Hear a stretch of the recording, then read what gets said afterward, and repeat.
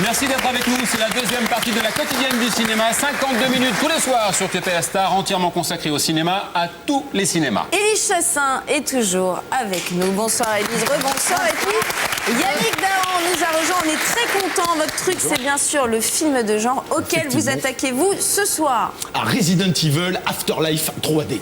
Oula, et alors Ça promet, hein. Ça fait les cheveux de ton truc. ça, c'est l'art du teasing. Sachez que nous parlerons également box-office, les tops et les flops de la semaine en France, aux États-Unis. Partisan d'un cinéma de genre populaire et intelligent, Franck Richard, le réalisateur de La Meute, son premier film est avec nous. On revient vers vous tout de suite. Franck, vous bougez pas. Et bienvenue, surtout. Mais tout de suite, Franck et à vous tous, c'est l'heure d'accueillir notre maestro de la plume, qui passe son temps à vous dévoiler nos moindres secrets. C'est Nicolas Rey pour l'édito.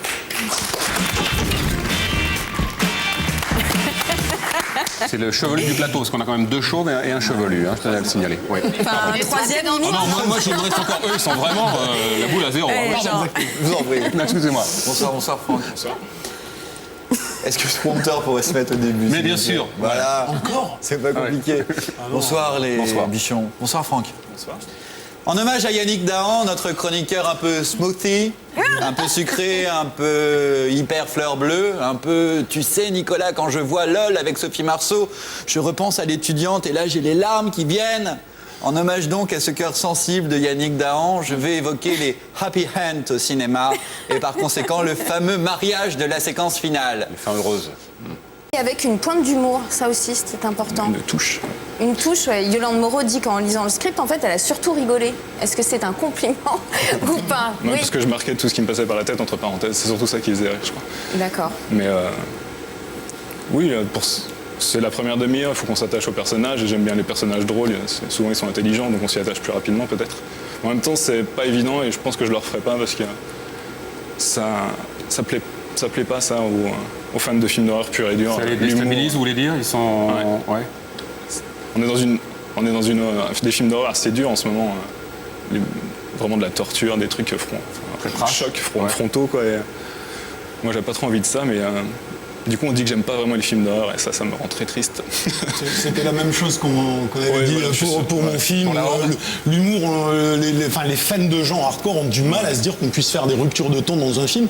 Moi, ce que je trouve intéressant au début. Mais je voulais savoir, dans ton film, si c'était clairement volontaire, cette espèce de rupture dans l'humour. Parce que tu crées vraiment un humour très belge au départ, puis tout d'un coup, mais vraiment d'une scène à l'autre, Ça on bascule. passe dans quelque chose de vachement plus dark, bien plus noir. C'était voulu. C'était Ouais, parce que dans la vie, c'est comme ça, tu peux Oui, raconter une vanne en traversant un passage piéton, puis tu te fais renverser. C'est clair. Donc c'était marrant, puis là ça l'est plus. Donc ouais, ça c'était vraiment voulu. On a le sentiment, voilà, que c'est vrai que les films de genre offrent la possibilité à de jeunes réalisateurs de pouvoir s'exprimer, mais c'est compliqué à monter. Ouais. Enfin, moi ça a été simple au début en fait, parce que j'ai contacté la fabrique de films, mes producteurs, par mail comme ça, ou contact @ la fabrique du truc improbable. Aussi simple que ça. Je connaissais personne moi donc. Et je leur ai envoyé un pitch, ils m'ont répondu. Déjà ça c'est de la science-fiction. Dans un film on n'y croit pas. Et on a parlé. Enfin bref, ça s'est enchaîné. Et après, quand ça s'est enclenché, la phase de pré-production, là ça a été compliqué.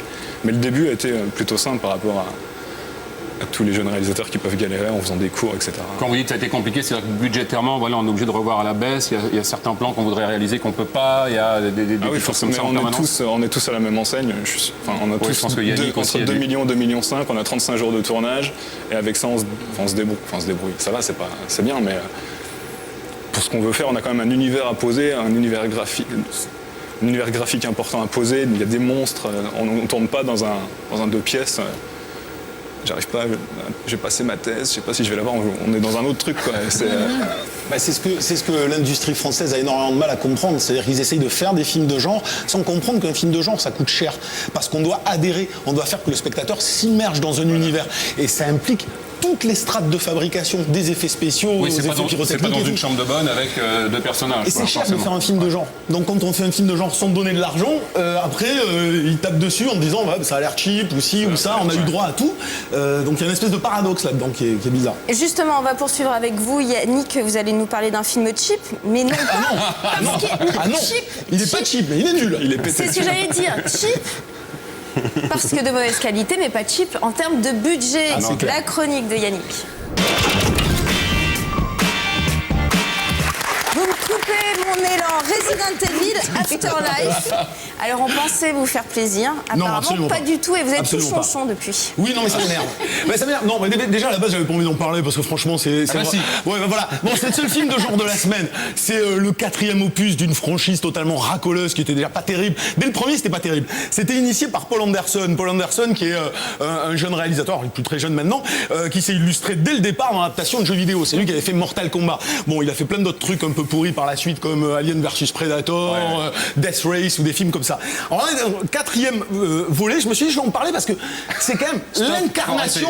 Non, mais c'est l'incarnation totale du bidon de lessive. C'est-à-dire, c'est vraiment le film fait pour les ados crétinoïdes, où on racole à tous les étages pour leur plaire, mais pas forcément dans le bon sens et avec la bonne logique. C'est-à-dire qu'on va aller pécho des acteurs de séries télé à la mode, on va blender d'effets spéciaux numériques dans tous les sens en se disant oh, ça pète, c'est super, c'est génial. On raconte à peu près n'importe quoi, on pompe à tous les films de zombies, c'est-à-dire le film condense quand même au départ L'Armée des Morts, Le Jour des Morts Vivants de Romero, on pille un petit peu tout, on se dit tiens, on va faire des scènes d'action. On s'inspire du premier Matrix il y a 10 ans, donc on se dit ils sont quand même super ringards. Et pour emballer le tout, on se dit eh ben c'est de la 3D donc c'est vachement bien. Sauf que ça doit être vraiment le premier film en 3D sorti au cinéma où ça n'a strictement aucune utilité. Car comme mon nom, on voit l'intérêt de la 3D dans le film. Alors le type ne sachant pas faire une scène d'action avec de la 3D, qu'est-ce qu'il fait? Il filme tout au ralenti. Au moins c'est tranquille, comme ça on se dit on voit bien ce que les types. C'est tout le temps au ralenti, c'est crétin au possible. Moi je me dis. Je finis juste. Non, juste, je voulais qu'on envoie des images, parce que vous l'avez vu, nous qu'on se fasse une idée. Regardez la bande-annonce. On a envie. Hein.